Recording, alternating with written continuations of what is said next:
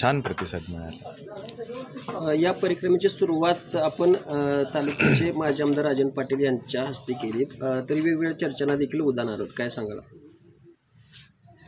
नाही, तसं काय हे नाही वाटत आहे मला वाटतं, कारण मी संबंध आपल्या मोहोळ पूर्ण तालुका, उत्तर सोलापूर असेल, पंढरपूर असेल, या तालुक्यांमध्ये जाऊन आलो, असं मला तर कुठं काय भासलं नाही आहे, जाणवलं नाही आहे। दादा, काय एकंदरीत काय उणीवा जाणवली आपण गावोगावी गेला त्या ठिकाणी, कशाचा प्रश्न भेडसावतोय नेमका? मानवतेचा प्रसार अजून व्हावा अशी इच्छा आहे, एवढी उणीव दिसते। तुम्ही दौरा करत असताना प्रत्येक गावात गेले त्यावेळेस तुमच्याकडे तुमचं स्वागत कशा पद्धतीने केलं जात होतं, किंवा लोक आपुलकीने कसे येत होते? आपुलकीने म्हणजे मानवता घेऊन येतोय, अशा अपेक्षा की एवढ्या लहान वयातला युवक, तरुण मुलगा जर मानवता सांगत असेल, बंधुता सांगत असेल, तर वाईट काय आहे, म्हणून ते स्वागत करत होते। ज्या गावात तुम्ही मुक्कामी असाल त्या भजन कीर्तन, त्यावेळेस त्या गावातल्या लोकांची प्रतिक्रिया कशी होती? अशी प्रतिक्रिया आम्ही काही घेतली नाही, आम्ही आमचं काम करत राहिलो, लोकांनी प्रतिक्रिया द्यायचं ते त्यांनी दिलेली आहे, प्रतिक्रियेसाठी मी काही नाही केलेलं आहे, माझं कर्तव्य होतं तेवढं मी पार पाडलं। ही वारी का मग नेमका उद्देश काय होता आणि तो साध्य झालाय असं काय वाटतं? उद्देश बंधुता, समता, एकात्मता राहावी हा उद्देश होता। जागर वारंवार पण आत्ताच काय काढावं?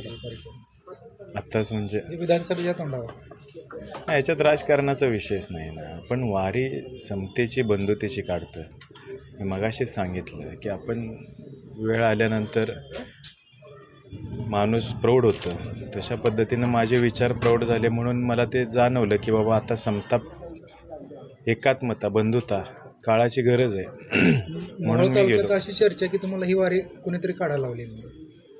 कुणीतरी काय, आम्ही दोघांनी, संकल्पना सगळे यांची आहे, आम्ही मिळूनच केलेलं आहे, कुणीतरी काढायला लावली असं मला वाटत नाही। कुणीतरी म्हणजे कुणी, अशी चर्चा आहे, भगवंतांनी सांगितलं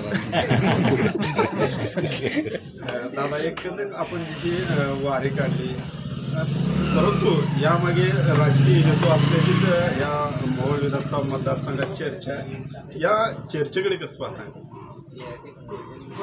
चर्चा त्यांच्या पद्धतीनं चर्चा करतील, सर्वसामान्य लोक आहेत, जाणते सुज्ञ आहेत, त्यामुळे त्या चर्चेला प्रत्येक ठिकाणी उधाण येणारच। माझं कर्तव्य मी पार पाडलं आहे, त्याच्यात मला चर्चा काय होणार किंवा कशी होणार, कुणाबाबतीत होणार हा विचार आम्ही केला नाही। आम्ही गावात एका मुक्कामावर गेलो, तिथं सर्कस आली होती, सर्कस आली तर त्याची पण चर्चा चालली होती, तिथे चर्चा हल्ली कशाची होती? एक प्रश्न आहे की तुम्ही जनसेवक म्हणून काम करू इच्छिता की येणाऱ्या काळात लोकप्रतिनिधी?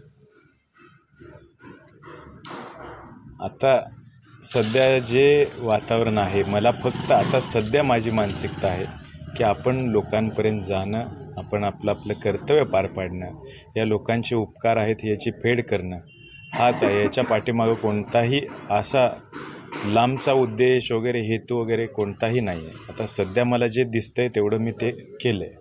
ज्या वारीतून तुम्ही आता 20व्यापर्यंत आलाय, त्या वारीतून लोकांनी तुमच्याकडे काय दूरदृष्टीने बघावं आणि तुमच्याकडून काय अपेक्षा ह्या जनसामान्य लोकांपर्यंत, आज मोहोळ तालुक्यात 108 किंवा आज 116 गावावर फिरलात, त्या लोकांनी तुमच्याकडे काय उद्देशाने बघावं, काय आशेने बघावं की आज तुम्ही माझ्यापर्यंत आला, जनजागृती झाली, पण ह्या वारीतून उद्देश काय आहे?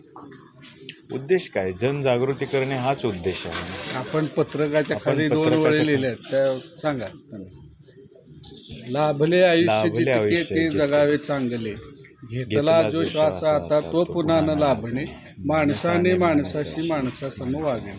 शेवटचा प्रश्न, खरं तर सोलापूर जिल्ह्यामध्ये अशा पद्धतीची वारी कोणत्याच व्यक्तीकडून करण्यात आली नव्हती, आणि एक गावभेट दौरा आणि वारी तुम्ही जी वंदन परिक्रमा काढलात, त्याऐवजी तुम्ही गावभेट दौरा पण घेऊ शकला असता, परंतु वारीच का निवडली?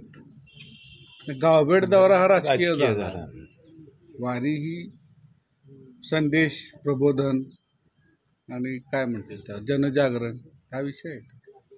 दादा, एखाद्या आता राजकीय पक्षाने तुम्हाला उमेदवारीची घोषणा केली तर निवडणूक लढवणार?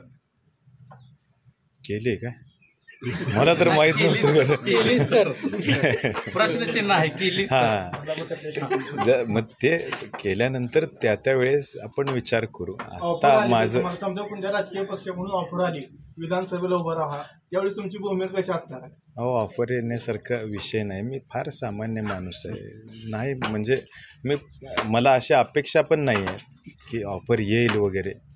मी सर्वसामान्य, मी जनतेचं काम करणार. माझं जेवढं कर्तव्य आहे तेवढं माझं मी पार पाडत राहणार. एवढंच माझा हेतू आहे.